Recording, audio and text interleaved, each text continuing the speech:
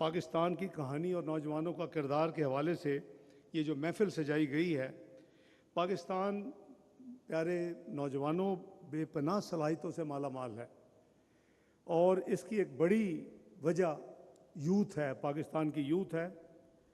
आप सब हमारे कल के वो मेमार, रहनुमा और चेंज मेकर हैं इंशाअल्लाह, जो हमारी कौम के मुस्तक़बिल की तश्कील करेंगे।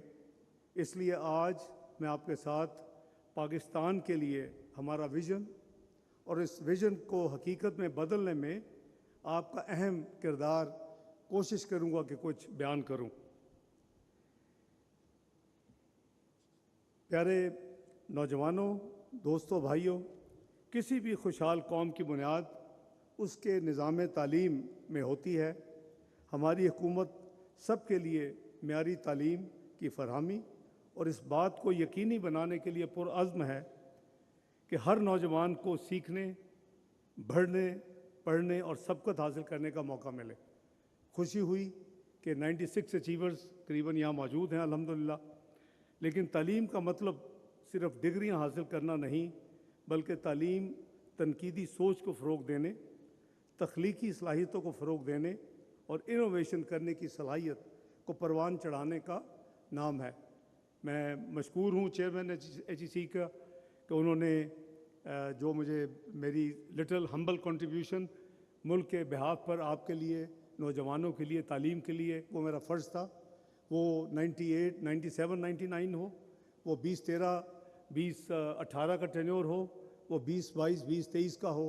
मेरी हमेशा 4 दफ़ा फाइनेंस मिनिस्टर इस मुल्क का होने के नाते तालीम was my always one of the first priority कि हम सबसे ज़्यादा जो कुछ इनके लिए एलोकेट कर सकते हैं, हम अपने लिमिटेड और फिनिट जो वसाइल हैं उसमें से ये ज़रूर करें, क्योंकि ये एक ऐसी इन्वेस्टमेंट है जो आपको कई गुना नहीं, hundreds of millions of time आपको इंशाअल्लाह इसका पे बैक मिलेगा मुल्क को, और ये आप मुल्क का फ्यूचर हैं।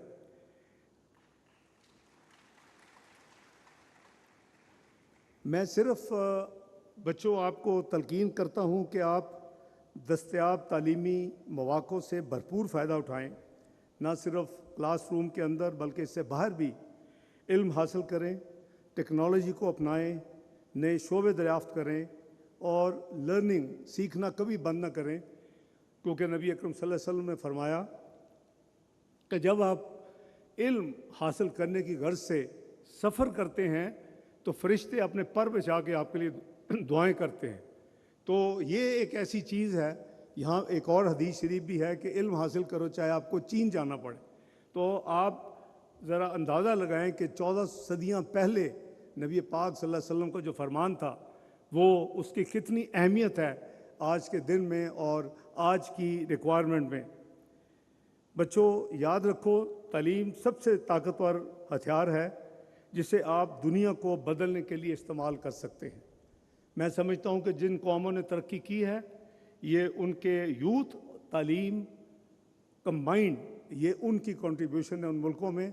और पाकिस्तान के हवाले से पाकिस्तान एक डाइवर्स सकाफ़तों, ज़बानों और रवायात की सरज़मीन है। ये डाइवर्सिटी हमारी ताकत है। It is our power and strength, हमारी कमज़ोरी नहीं। इस कौम के नौजवान होने के नाते आप पर बहुत बड़ी ज़िम्मेदारी आयद है कि आप इत्तेहाद और रवादारी को फ़रोग़ दें।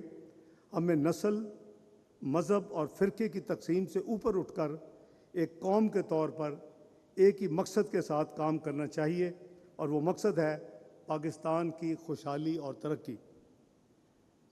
ख़वातीन व हज़रात, आइए हम इफ़हाम व तफ़हीम और एहतराम के पुल बनाएं और हर किस्म की इंतहा पसंदी और नफ़रत को मुस्तरद कर दें।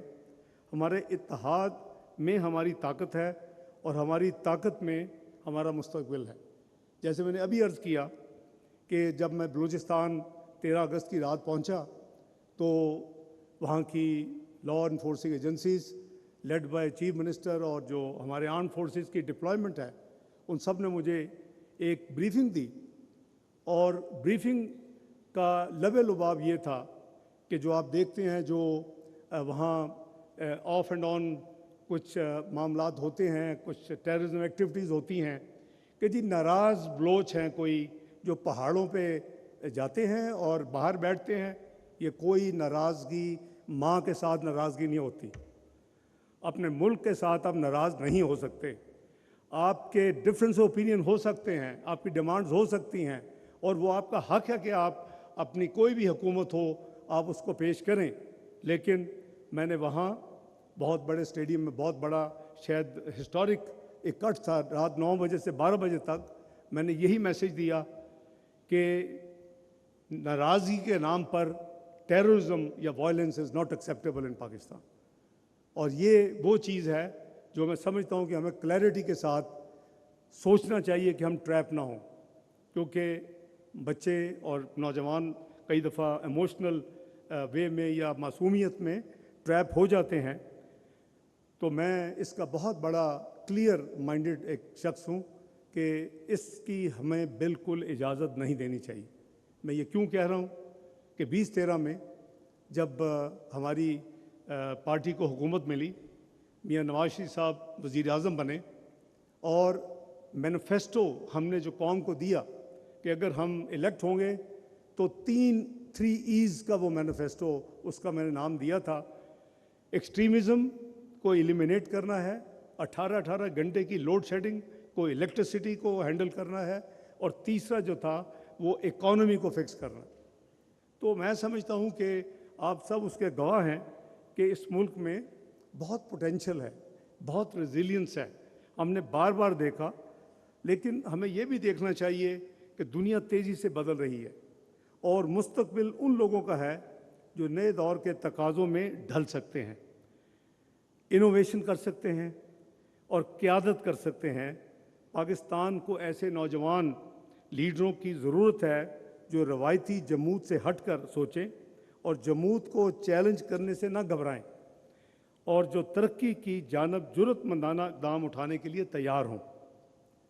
मुझे उम्मीद है कि आप सब जब अपने आप को पूछेंगे तो इंशाअल्लाह आप सब में अल्लाह ताला ने वो क्वालिटीज़ रखी हैं कि आप इसके लिए तैयार हैं। ख़वातीनो हज़रात, हो सकता है मुस्तक़बिल में आप में से कोई बिजनेसमैन हो, कोई साइंसदान हो, कोई वज़ीर आज़म, डिप्टी वज़ीर आज़म या वज़ीर हो, या कोई फ़नकार हो, कोई खिलाड़ी हो या समाजी कारकुन, मगर जान लें कि आपके ख़यालात और कोशिशें सिर्फ़ ये 2 चीज़ें हैं जो एक विजिबल फ़र्क जो है वो पैदा कर सकती हैं। अभी अरशद नदीम की बात हुई, अभी जो यूरोपियन यूनियन के हवाले से चेयरमैन साहब ने फरमाया कि 3 साल से, तो इसके पीछे क्या है? इसके पीछे कोशिशें और आपकी यानी कंसंट्रेशन है। You thought of it, you made an effort, and you got it.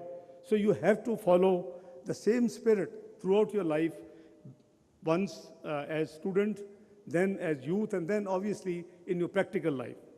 हमारी हुकूमत स्टार्टअप्स के लिए हर किस्म की सपोर्ट करने के लिए तैयार है। हमारी एक हिस्ट्री है कि जैसे मैंने अर्ज़ किया कि चारों टेन्योर में हमारी पूरी कोशिश थी। आप लैपटॉप देखें, आप यूथ प्रोग्राम देखें, आप यूथ लोन्स देखें, या वो चीफ मिनिस्टर के तौर पे मियाँ शहबाज शरीफ हो, जनाब वज़ीर आज़म हैं, वो अपने सूबे से कर रहे होते थे, या फेडरल गवर्नमेंट मियाँ नवाज शरीफ साहब की ज़ेर क़यादत ऐसे सूबों पे अमल कर रही होती थी। और हमारी बड़ी एक्टिव पार्टनरशिप रही है हायर एजुकेशन कमीशन से, और जो हमारी एजुकेशनल जो पूरी की पूरी रजीम है पाकिस्तान में, उनके साथ।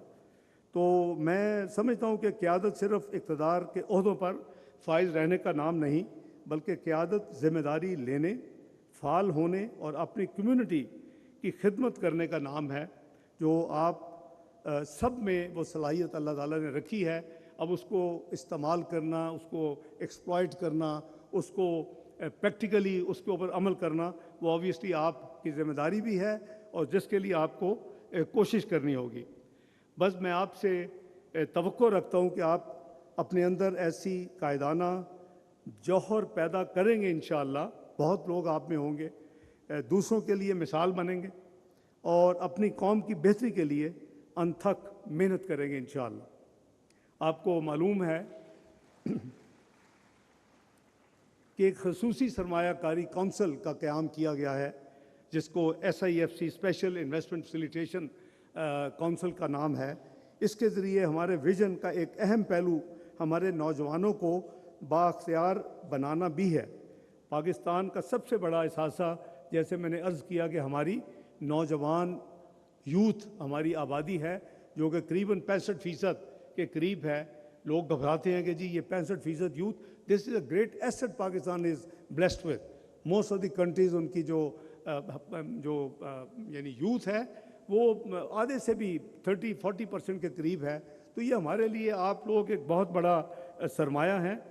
ये टेक्नोलॉजी, तालीम और हुनरमंदी की तरक्की में इंशाअल्लाह सरमायाकारी को राग़ब करके हमारा मकसद अपने नौजवानों को ऐसे आलात से आरास्ता करना है जिनकी उन्हें आलमी मईशत में यानी ग्लोबल मंडी में, इकनॉमिक दुनिया में मुकाबला करने की ज़रूरत उसको है और उसको हम फैसिलिटेट करें।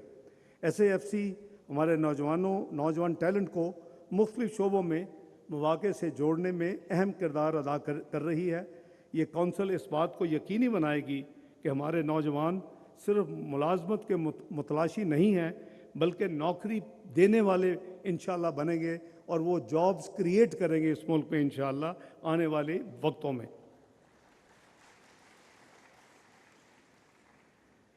ये जो एक आइडिया हमने पिछले साल जब गवर्नेंस में थे 16 महीने PDM की गवर्नमेंट, तो ये सिर्फ एक कॉन्सेप्ट नहीं था, ये एक अहद है पाकिस्तान के मुस्तकबिल के लिए, पाकिस्तान में सरमायाकारी के फ़रोग के लिए, पाकिस्तान की यूथ को असिस्ट करने के लिए, पाकिस्तान में पोटेंशियल को बुरुकार लाने के लिए, उसको एक्सप्लॉइट करने के लिए, उसको स्ट्रीमलाइन करने के लिए और उससे मुल्क को फ़ायदा दिलवाने के लिए, क्योंकि ये अहद पाकिस्तान के मुस्तकबिल, इसके लोगों और दुनिया में इसके मुकाम के लिए एक हमारा अहद है और आप सब उसमें पार्टनर्स हैं।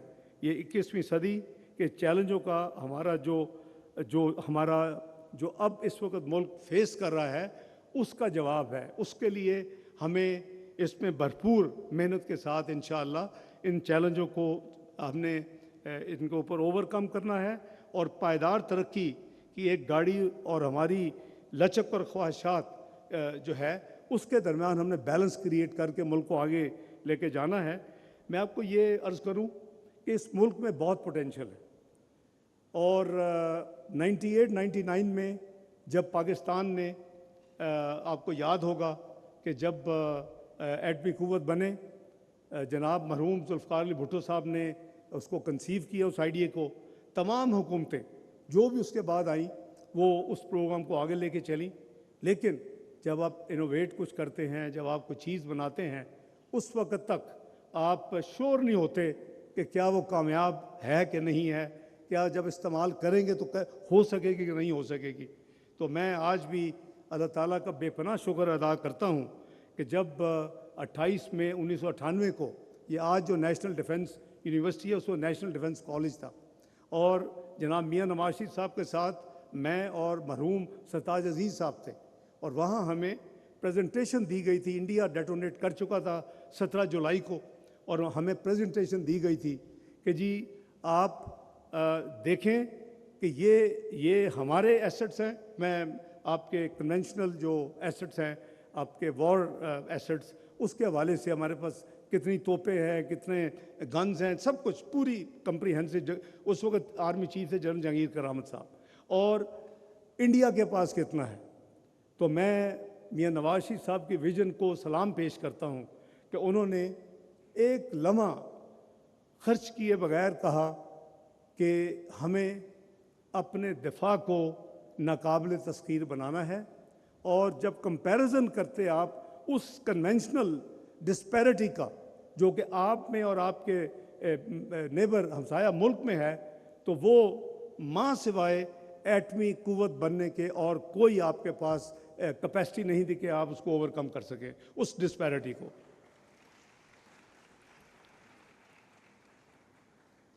मैं आपको बच्चों, ख़वातीन और हज़रात, मैं आपको दयानतदारी और हुब्बुल वतनी की अहमियत की याद भी दिलाना चाहता हूँ।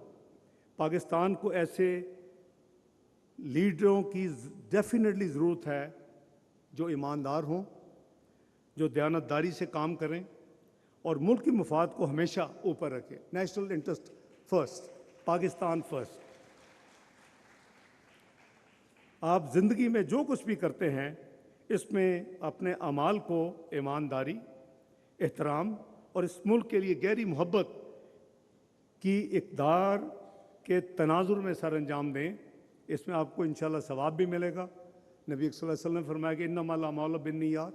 तो आप जब इस नीयत के साथ अपने मुल्क की खिदमत करेंगे तो उसमें सवाब भी होगा, उसमें बरकत भी होगी, अल्लाह ताला की नुसरत भी आपके साथ होगी।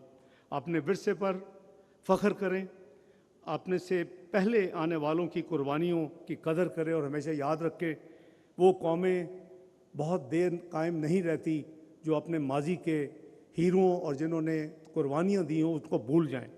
तो मैं समझता हूँ कि पाकिस्तान को एक मजबूत, खुशहाल और आलमी सतह पर बाइज़्ज़त मुल्क बनाने के लिए हम अगर मिलकर कोशिश करेंगे तो ये मुश्किल या इम्पॉसिबल टारगेट नहीं है। मैं अभी आपको मैंने 98-99 का एक एटमी क़ुव्वत के थोड़ी सी तफसील दी। मैं आपसे ये भी शेयर कर सकता हूँ कि जब हम अल्हम्दुलिल्लाह 5 के मुकाबले में 6 कामयाब एटमी धमाके कर चुके और दुनिया ने पाकिस्तान को एक एटमी क़ुव्वत तस्लीम कर लिया, तो उसके बाद हमने फ़ैसला किया कि पाकिस्तान एटमी क़ुव्वत के साथ साथ मिज़ाइली क़ुव्वत भी बने। मैं शायद आज पब्लिकली पहली दफ़ा ये बात कर रहा हूँ कि दिसंबर 1998 में उस वक़्त के आर्मी चीफ ने जो हमारे SPD और जो हमारे क्लासीफाइड, हम न्यूक्लियर इन मिज़ाइल इन सारे एरियाज़ को क्लासीफाइड करते हैं, इस एरिया के जो इंचार्ज थे वो जनरल किदवाई थे और उनके साथ डॉक्टर समर मुबारकबाद मेरे पास आए और उन्होंने मुझे कहा, मैं फाइनेंस मिनिस्टर था, कि आप बताएं कि मुल्क बदतरीन जो इक़्तिसादी पाबंदियों को फेस कर रहा है। हमें पता था कि पाकिस्तान को अगर हम नाकाबिल तस्खीर बनाने के लिए एटमी क़ुव्वत बनाएंगे और एटमी धमाके करेंगे तो हमें फूलों की डालियां और हमें मुबारकों के जो है वो तार नहीं आएंगे वेस्टर्न वर्ल्ड से। हमें ये मालूम था, ज़ाहिर है हमें, तो इसलिए हम उसके लिए तैयार थे कि एक हमें हमारे ऊपर सख्त तरीन पाबंदियाँ आएंगी, क्योंकि आपने देखा कि आनन फानन घंटों में पाकिस्तान के ऊपर इक़्तिसादी पाबंदियाँ लगा दी गई। तो अल्हम्दुलिल्लाह आपको याद होगा जो 97-99 को टेन्योर को याद करें, 98 के बाद पाकिस्तान में कोई किसी चीज़ की कमी अल्लाह के फल से नहीं आई, किसी चीज़ के लिए लाइनें नहीं लगी। जिन मुल्कों में इक़्तिसादी पाबंदियाँ लगती हैं वहाँ तो आपको खाने पीने की अशिया की किल्लत हो जाती है, आपको पेट्रोल और डीजल के लिए मीलों लंबी लाइनें लगती हैं। अल्हम्दुलिल्लाह पाकिस्तान में ऐसा नहीं हुआ।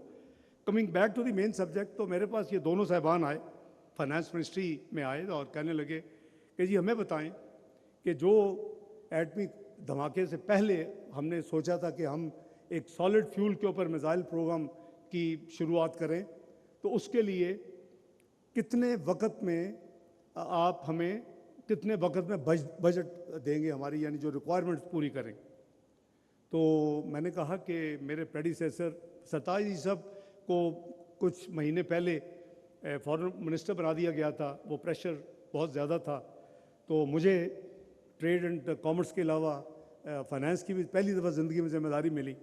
तो मैंने कहा कि जनाब सरताज जी साहब ने आपको क्या टाइम दिया था मेरे चंद महीने पहले? उन्होंने कहा था कि मैं 5 साल में आपका बजट जो है, ये जो मिज़ाइली क़ुव्वत आज आप हैं उस वक़्त की बात कर रहा हूँ 25 साल पहले, तो आपको 5 साल में पैसे मैं दूंगा। तो अभी हमें आर्मी चीफ ने भेजा है इन पर्सन कि आपसे पूछूं कि जी पूछें हम कि आप कितनी देर में हम अपना प्लान करें, आप कितनी देर में हम पैसे देंगे। तो मैंने कहा 2 साल। तो वो बड़े परेशान हो गए कि हम तो आए थे कि शायद 7 साल होंगे या 10 साल होंगे, तो ये कह रहे 2 साल। मुझे कोई इल्हाम नहीं होता, मेरे दिमाग में ये था कि अगर कल को इंटरनेशनल हालात बदले तो कोई भी हमें उस तरफ आगे नहीं जाने देगा। कोई हमें जो फ़ौरन कोई सपोर्ट चाहिए टेक्निकल, वो हमारे लिए नामुमकिन हो जाएगी। बहुत एक्साइटेड हुए। डॉक्टर समर मार्कबंद अभी अल्हम्दुलिल्लाह ज़िंदा हैं, जिनकी दवाई भी एडवाइजरी रोल में है पार्शल, वो भी महल कराची में मुकीम है। उन दोनों को वाक़या याद होगा।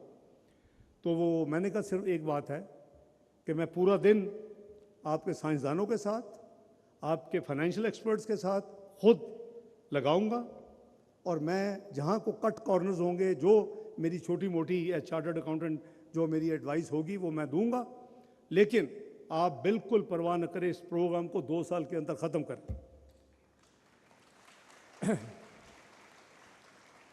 मुझे अगले ही दिन, उस वक़्त ये नहीं होते थे, स्मार्टफोन्स नहीं होते थे और ना ही व्हाट्सएप होती थी। मैं आपको 26 साल पुरानी बातें सुना रहा हूँ। तो मुझे अगले दिन आर्मी चीफ का ग्रीन लाइन के ऊपर फ़ोन आ गया लाइन पे कि sir we are grateful, GHQ is excited. हम तो सोचते थे आप 7 से 10 साल कहेंगे। हालात तब चंद महीने पहले से निस्बत बहुत अब मुश्किल में हालात हैं। मैंने कहा जनरल साहब, ये काम सबसे ज़्यादा प्रायोरिटी है, पेट पे पत्थर भी बांधना पड़े तो ये काम हमने करना है।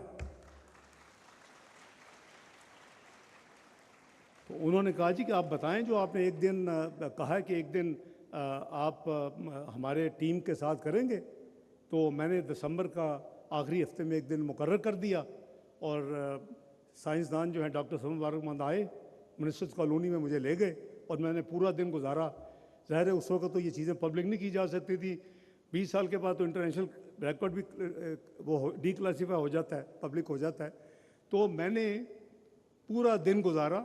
मुझे ये याद है 8 बजे मैं घर से गया, मगरिब की नमाज़ मैंने वहाँ पढ़ी साइंसदानों के साथ, उनकी फाइनेंशियल टीम के साथ, और फिर उनकी विजिटर्स बुक में मैंने अपने रिमार्क्स लिखे।